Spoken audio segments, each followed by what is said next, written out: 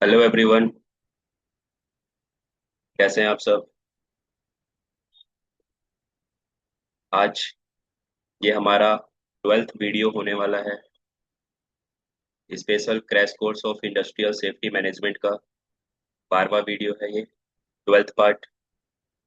इस वीडियो में हम फंडामेंटल टॉपिक्स को क्लियर करेंगे जो कि आपको इंडस्ट्रियल सेफ्टी मैनेजमेंट फील्ड में उपयोग होते हैं। तो चलिए ज़्यादा समय नहीं लेते हुए कंप्लीट करते हैं टॉपिक्स को जल्दी से। तो आज का हमारा टॉपिक है इमरजेंसी प्लानिंग। पहला टॉपिक है हमारा आज का कि इमरजेंसी प्लानिंग क्या होता है। ठीक।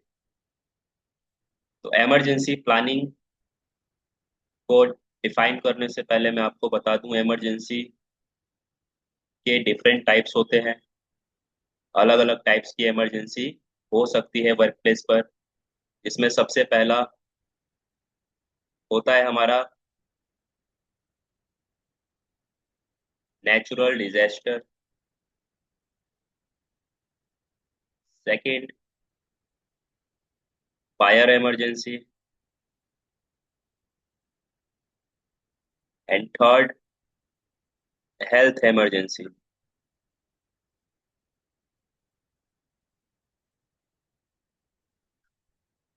तो इन तीनों इमरजेंसी को नोट डाउन कर लीजिएगा अपने कॉपी में, नोटबुक में। इमरजेंसी थ्री टाइप्स की होगी वर्क प्लेस पर। नेचुरल डिजास्टर यानी कोई ऐसा दुर्घटना जो कि क्लाइमेट चेंजेस के कारण हो या प्रकृति में किसी तरीके का वातावरण में कोई चेंज आने के कारण हो, जैसे आंधी तूफान, भूकंप, है ना, बारिश। ये सब हमारा नेचुरल डिजास्टर में आता है। इससे कोई अगर आपको वर्क प्लेस पे इंसिडेंट एक्सीडेंट होता है तो वो नेचुरल डिजास्टर के अंतर्गत आएगा, नेचुरल डिजास्टर इमरजेंसी। नेक्स्ट है फायर इमरजेंसी। कंपनी में अगर किसी अनवांटेड एक्शन के कारण, किसी की गलती के कारण कोई आग लग जाता है तो उसको हम फायर इमरजेंसी में रखते हैं, जो कि सेकंड टाइप की इमरजेंसी है। थर्ड टाइप का इमरजेंसी का बात करें तो वहां पर आता है हेल्थ इमरजेंसी। यानी जब वर्कर काम कर रहा होता है वर्क प्लेस पर, तो वहां पर काम करने के दौरान वर्कर्स को जो चोट लगता है, इंजरीज आती हैं, या वर्कर्स का एक्सीडेंट हो जाता है, उनको कई दुर्घटनाओं में डेथ या उनका मृत्यु हो जाता है, तो वो सब हमारा हेल्थ इमरजेंसी कहा जाएगा। अब चलते हैं हम लोग इमरजेंसी प्लानिंग के ऊपर। अभी तक हम लोगों ने इमरजेंसी के टाइप्स को पढ़ा। अब अगर इन टाइप्स में से कोई भी टाइप्स का इमरजेंसी हमारे वर्क प्लेस पर अगर हट जाता है या हो जाता है, तो उसके लिए हम क्या करते हैं, प्लानिंग करते हैं कि अगर ये कोई इमरजेंसी हो तो इस इमरजेंसी में हम अपने आप को किस तरीके से बचाएंगे, किस तरीके से उस इमरजेंसी सिचुएशन से अपने आप को हम वहां से सेफली निकालेंगे। तो इसी के लिए कुछ प्लानिंग की जाती है जिसको हम लोग इमरजेंसी प्लानिंग बोलते हैं। तो इसको एक बार डिस्कस कर लेते हैं अच्छे से। Emergency planning can be define as control measure. यानी इमरजेंसी प्लानिंग को हम कंट्रोल मेजर के रूप में भी कह सकते हैं। यह एक बचने का उपाय है। ठीक। It can control the accident, safeguard people and provide information to media. तो इमरजेंसी प्लानिंग को हम एज अ कंट्रोल मेजर कह सकते हैं, लेकिन ये क्या करता है, एक्सीडेंट को कंट्रोल करता है, रोकता है, रोकथाम करता है एक्सीडेंट का। पीपल्स को, वर्कर्स को वर्क प्लेस पर सेफ्टी प्रोवाइड करता है, सेफ गार्ड करता है। और अगर कोई दुर्घटना हो जाए तो उस दुर्घटना के बाद इंफॉर्मेशन भी शेयर करता है मीडिया को, हमारा इमरजेंसी प्लानिंग। ठीक। अभी इमरजेंसी प्लानिंग के तहत कुछ ना कुछ इक्विपमेंट्स, प्रोसीडर्स अपनाए जाते हैं, जो कि मैं यहाँ लिख देता हूँ, आप लोग नोट डाउन कर लीजिएगा। ठीक। नीचे की तरफ लिख देते हैं। सबसे पहला, इमरजेंसी प्लानिंग अगर हम कर रहे हैं तो वहां पर क्या क्या बातों का ध्यान रखा जाता है या फिर क्या क्या चीजें हम लोग वहां पर इम्प्लीमेंट करते हैं वर्क प्लेस पर। तो सबसे पहला है emergency response team. Work place पर हम क्या करते हैं इमरजेंसी प्लानिंग के तहत? इमरजेंसी रिस्पॉन्स टीम को रखते हैं, व्यवस्था करते हैं उसका। और क्या करते हैं जी? तो इमरजेंसी नंबर जारी करते हैं। अभी आप लोग देखते होंगे, जनरली बहुत सारे इमरजेंसी नंबर हैं सरकार ने जो लागू किए हुए हैं अपने लोगों के स्वास्थ्य के लिए। जैसे एम्बुलेंस का नंबर अलग है, 112। पुलिस का अलग है, 100 नंबर, पुलिस हेल्पलाइन नंबर। एक फायर फाइटिंग या फायर ब्रिगेड का नंबर अलग है, इमरजेंसी नंबर।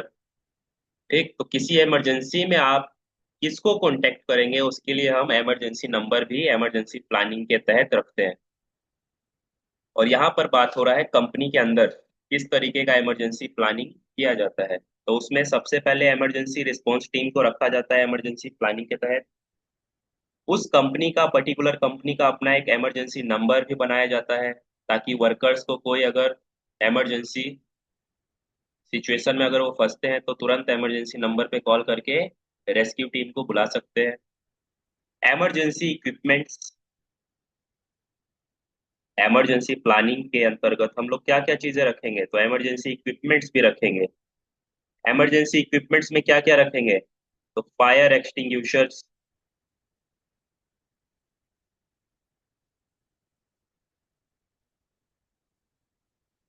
है ना, emergency exit doors,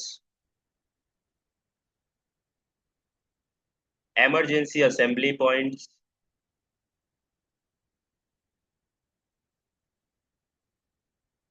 emergency glass breaking system, है ना, glass breaking, emergency alarm system. तो ये सब क्या है जी? इमरजेंसी इक्विपमेंट्स हैं जो कि इमरजेंसी प्लानिंग के तहत वर्क प्लेस पर रखा जाता है। ठीक, तो इसको भी नोट डाउन कर लीजिएगा। अब आगे बढ़ते हैं हम लोग रेजिडुअल रिस्क के टॉपिक पर, कि रेजिडुअल रिस्क क्या होता है। So, after implementing all control measure, the risk which remain called residual risk। यानी वर्क प्लेस पर अगर हम किसी भी कार्य को कर रहे हैं तो उस कार्य में बहुत सारा खतरा होता है, और उस खतरे से बचने के लिए हम लोग क्या करते हैं? तो कंट्रोल मेजर अपनाते हैं। कंट्रोल मेजर यानी बचने का उपाय अपनाते हैं। अब बचने का उपाय तो अपना लिए हम लोग, लेकिन उसके बावजूद अगर कुछ खतरा बच जाता है ना, कैसा खतरा? तो कुछ खतरा अगर बच जाता है तो उसी बचे हुए खतरे को बोला जाता है रेजिडुअल रिस्क। ठीक, क्लियर? अब है fire load. Fire load, so fire load क्या है? तो the weight of combustible material per square foot of floor space is called as fire load. यानी बोला जा रहा है the weight of combustible material, ठीक, per square foot of floor space. यानी किसी फ्लोर स्पेस पर अगर किसी कंबस्टेबल मटेरियल का स्टोरेज किया गया है, रखा गया है उसको, तो उसके अकॉर्डिंग जितना एरिया वो रेडियस कवर कर रहा है उस एरिया में क्या हो सकता है? फायर क्रिएट हो सकता है। तो फायर लोड एरिया कहलाएगा हमारा। नेक्स्ट है फ्रीक्वेंसी रेट। अभी कंपनीज में क्या होता है कि आए दिन इंसिडेंट, एक्सीडेंट्स, इंजरीज, दुर्घटनाएं होती रहती हैं। ठीक, काम करेंगे तो काम करने के साथ बहुत सारे खतरे हैं। तो खतरा है तो इंसिडेंट, एक्सीडेंट होना तय है। तो उसी इंसिडेंट, एक्सीडेंट का रेशो निकालने के लिए, रिजल्ट निकालने के लिए कि डेली, प्रतिदिन कितना एक्सीडेंट हो रहा है कंपनी में, वीकली में कितना एक्सीडेंट हो रहा है, मंथली में कितना इंसिडेंट एक्सीडेंट हो रहा है, या पूरे साल भर में कितना इंसिडेंट एक्सीडेंट हो रहा है जिसके कारण वो लोगों का जान जा रहा है, उनको चोट लग रहा है। इसी का रेशो निकालने के लिए, रिजल्ट निकालने के लिए हम लोग फ्रीक्वेंसी रेट का नंबर या फॉर्मूला इस्तेमाल करते हैं। सो फ्रीक्वेंसी रेट पता चल गया आपको? यानी वह रेट पता करना जिससे कि आपको किसी पीरियड ऑफ टाइम में इंसिडेंट एक्सीडेंट का पता लग जाए कि कितना इंसिडेंट एक्सीडेंट हो रहा है। So frequency rate is a measure of number of accident और incident that occur in a given period of time. जैसा मैंने बताया, किसी period of time, like monthly, yearly, quarterly, weekly, है ना, यानी इस पीरियड ऑफ टाइम में कितना इंसिडेंट या एक्सीडेंट का दुर्घटना वर्क प्लेस पर हो रहा है, उसी को हम लोग फ्रीक्वेंसी रेट बोलते हैं। और इसको निकालने का एक फॉर्मूला होता है जो कि यहाँ पर दिया हुआ है। फॉर्मूला क्या है? तो number of work related injuries multiply 1 lakh and oblique total number of man hours work. ठीक, जिससे हमें पता चल जाता है कि कंपनी में कितना इंसिडेंट एक्सीडेंट मंथली बेसिस पे, ईयरली बेसिस पे या क्वार्टरली बेसिस पर हो रहा है। आई होप टॉपिक्स क्लियर हुए होंगे, चारों आज के पॉइंट्स। ये सभी पॉइंट्स इंडस्ट्रियल सेफ्टी मैनेजमेंट के नज़र में बहुत इंपॉर्टेंस रखते हैं। और आपका ये 12th पार्ट है। आगे आने वाले पार्ट्स में और भी इम्पोर्टेंट टॉपिक्स को कवर किया जाएगा। तो जो भी यहाँ पे आपको नोट्स मैं लेकर के आ रहा हूँ स्लाइड के माध्यम से, इसको नोट डाउन भी करते रहिएगा। और जो एक्स्ट्रा बताया जा रहा है उसको भी नोट करते रहिएगा। बाकी नेक्स्ट टॉपिक के लिए नेक्स्ट वीडियो लेकर के आऊँगा। तब तक के लिए गुड बाय सभी को।